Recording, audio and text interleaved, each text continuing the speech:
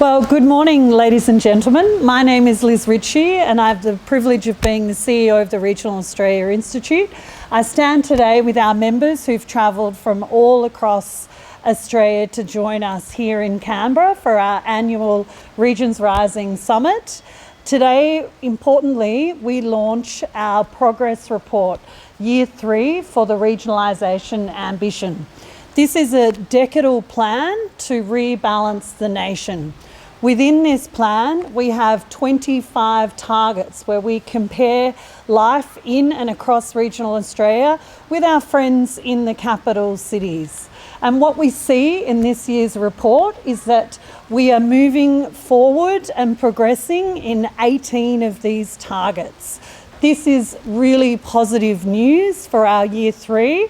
But what we are also seeing is that progress within these targets is moving far too slowly. When it comes to targets that are moving backwards, this year we see 4 moving in the wrong direction.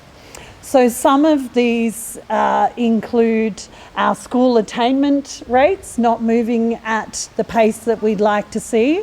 We're also not seeing enough movement in our skilled workers, and we're going to come to that when I introduce Lewis Romano from View Jobs. Importantly, in our housing sector, we can see in this year's report that our rental vacancies are also moving in the wrong direction. When we look at building approvals, we have progress, but that progress is far too slow. In fact, our capital cities have outpaced our building approvals 5 times the rate that we've seen in regional Australia. So when we look at the population growth that we're seeing in and across regional Australia, housing is one of our greatest concerns. So today, we are also launching a new campaign called 40 for the Regions. We are at the brink of being 40% of Australia's population. Right now, we're hovering at just under 37%. We know that by 2032, we will be 40%. We will reach our target of 11 million people.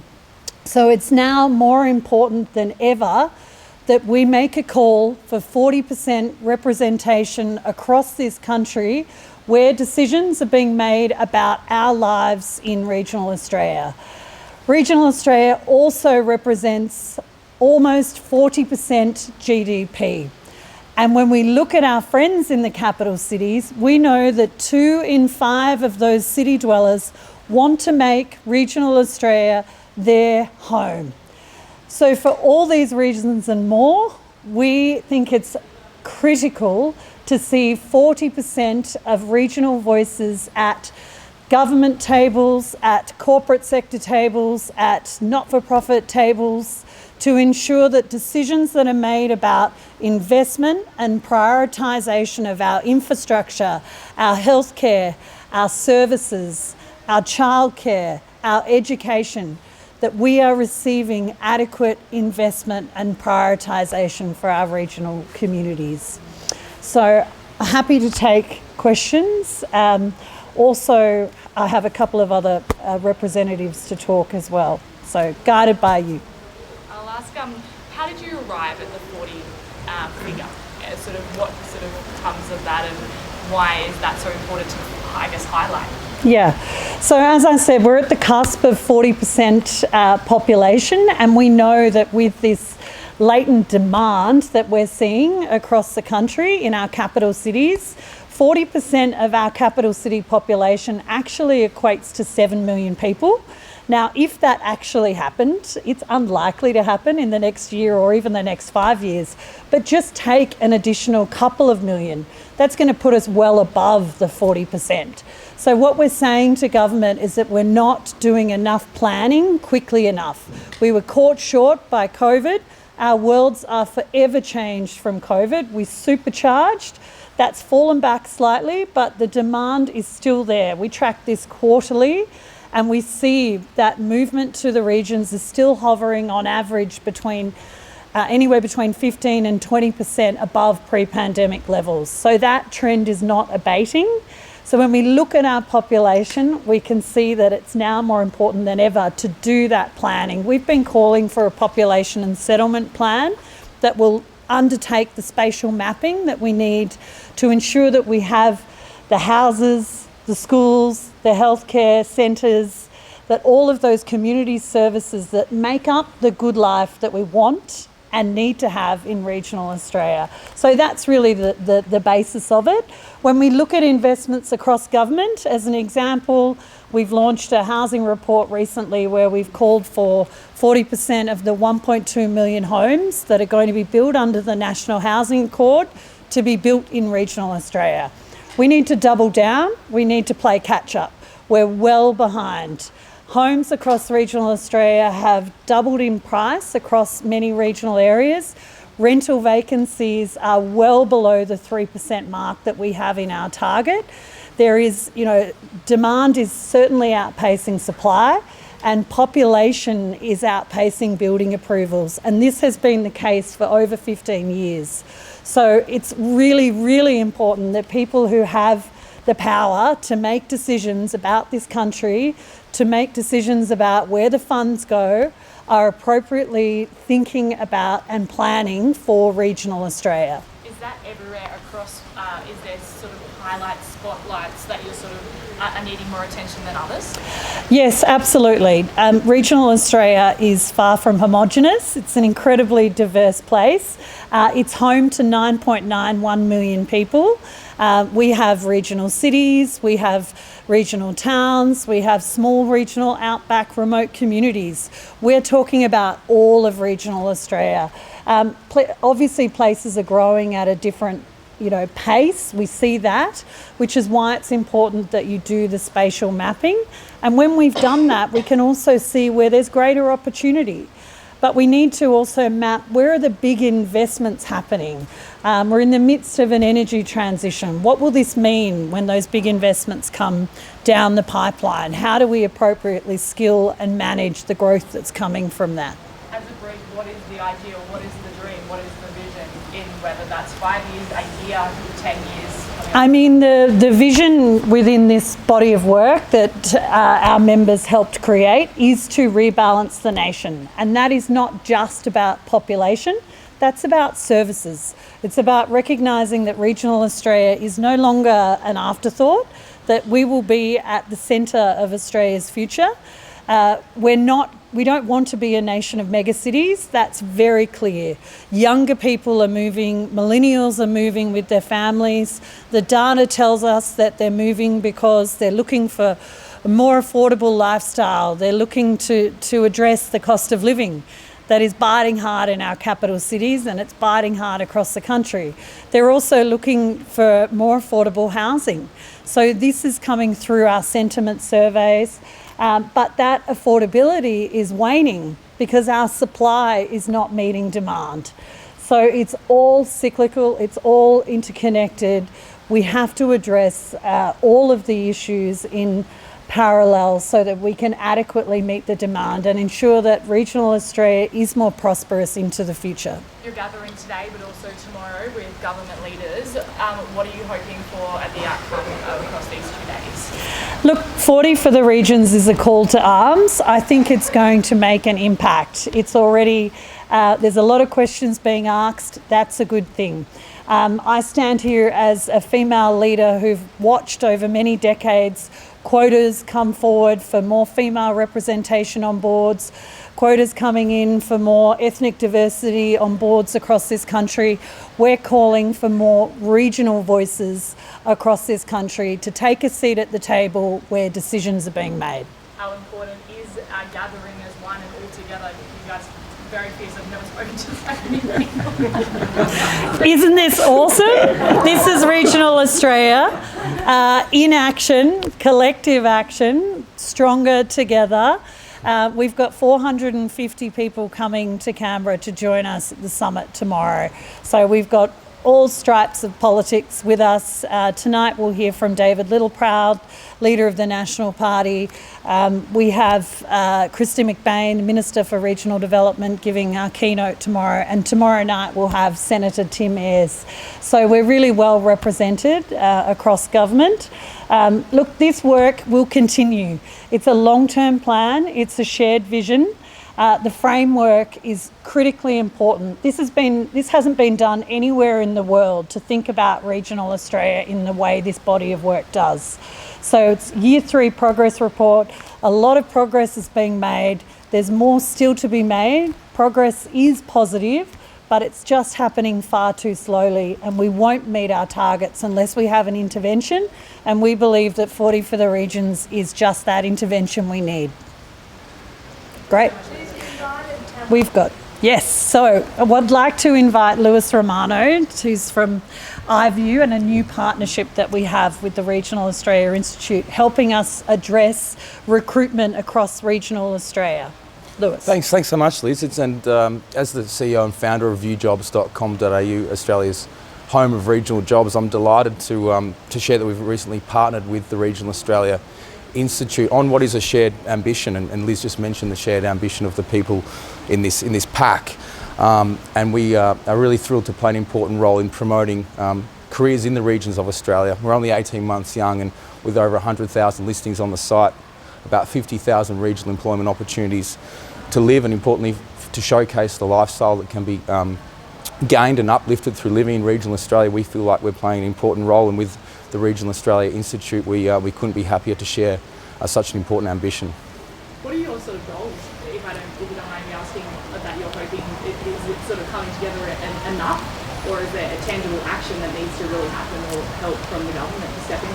Our goals are to fundamentally promote skills staying in the regions if they already exist there, for skills that have left to other markets to come back with their skills to their hometown, so that those communities can help flourish with the skills that are desperately needed, as well as importantly promoting that tree and sea change that no longer means you have to sacrifice your career for. So for people to be able to relocate into the regions of this country, bring their knowledge and ability with them and experience, and be able to have the benefits of living in the beautiful parts of this country. That's really our number one objective. Is it happening? Is regional areas growing at a good enough speed to be able to, welcome more people in, or entice people, or keep jobs that people want? There's enormous demand, especially in key areas like health, education, and hospitality for that matter, but there are infrastructure and some other challenges that mean that services may struggle to keep up with demand. Living in a regional market myself, having relocated from Melbourne, it's a stark contrast in some instances to see how less access to basic services you may be used to. However, I'm pleased to see that that's changing. 38% of the country lives in regional Australia. We've learnt just today that that's going to be 40% pretty soon. So infrastructure, housing and things of that, services of that nature obviously will catch up. And what is it about regional Australia that you love, or that is good? Well, having lived in Melbourne and worked in Melbourne for 20 years, I now live a 27-hour day because I'm not commuting, I'm not stuck in traffic lights, I'm not wrestling with distractions in both work and other environments.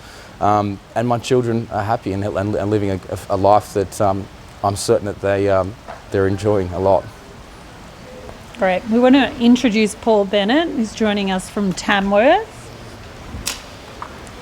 Good morning, Paul Bennett, General Manager of Tamworth Regional Council.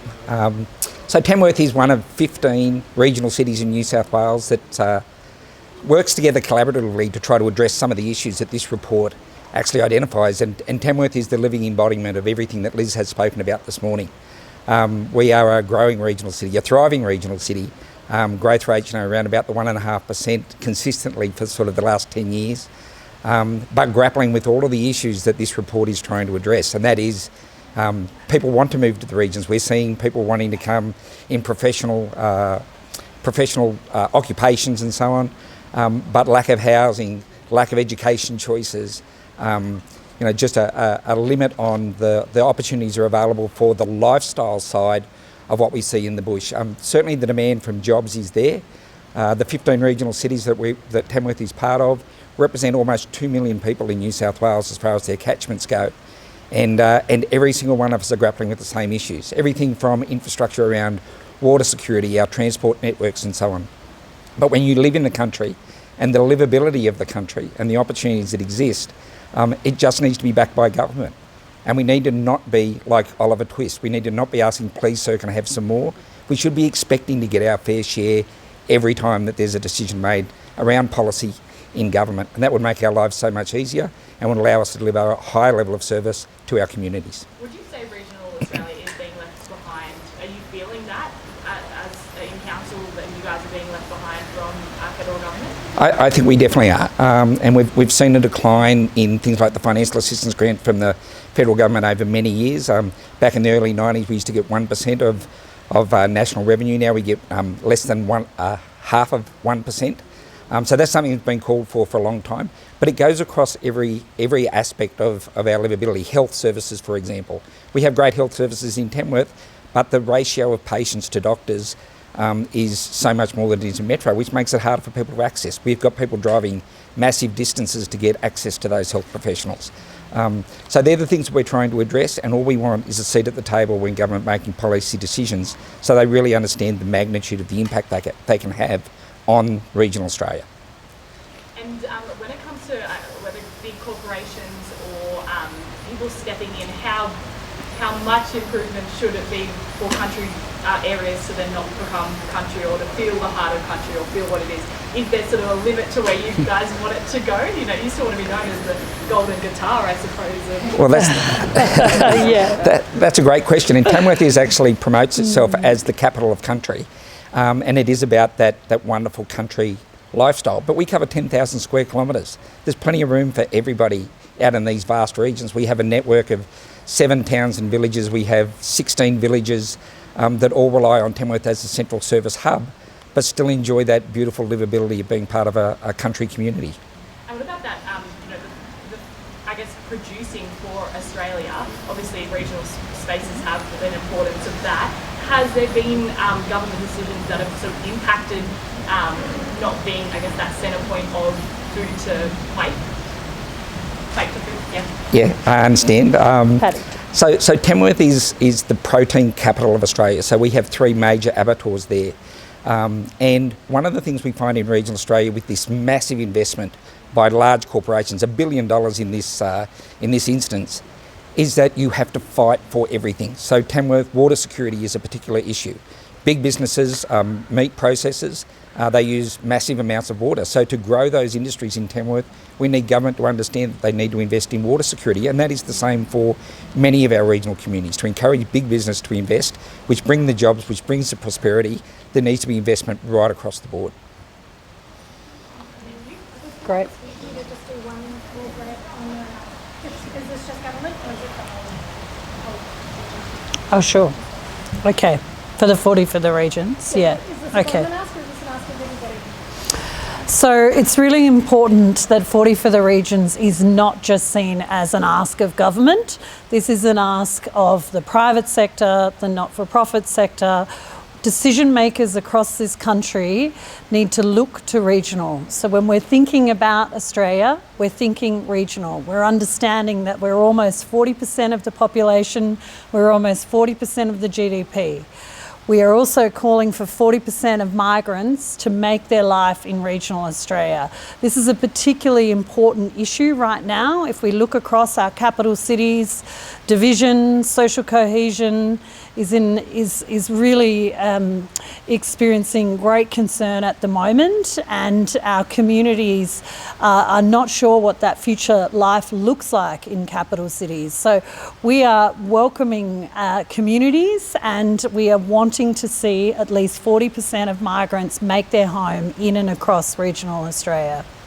As a brief, I'm just going to quickly ask that recommendations that are there any, as a brief sort of, those recommendations that you are sort of thinking from that report, or is that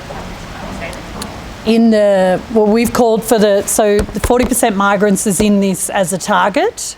Yeah, it's one of the 25 targets. Oh, sorry, it's 20, thank you. It's one of the 25 targets. Yeah. And the revitalisation ambition that's in its third year. What hasn't worked before, or is it worked and you guys are just in your third year of progression? Yeah, I mean, things have moved. So on a positive front, in years gone by, childcare had not moved in the right direction. Now it has, but as I said, it's very slow and incremental change. So we're not going to meet our targets that we have set in this report if we continue at this pace. We still have millions of people living in childcare deserts. So we celebrate the progress of childcare increasing its services and access across regional Australia. But again, it's just simply too slow. We also celebrate that we've seen an increase in progress in post-school qualifications. This is really important. But on the downside, we've seen a reduction in high school attainment. So the two are interrelated. So it could be that actually people are moving into post-school TAFE qualifications rather than finishing school. So, you know, there's more underneath the data always.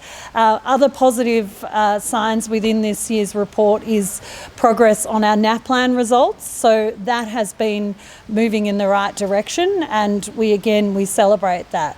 But I think some of the headline data here is really population growth. We are growing at some of the fastest rate that we've seen, in more than 70 years, really. You'd have to go back to the 1950s to see where we were a balanced nation, 50-50. Then we moved to the capital cities and we started to see that urbanisation and industrialisation of this nation. But that is now, I say, the pendulum is swinging back towards regional Australia. Thanks, everybody. Great. Thank you very much. Thank you. Oh, right.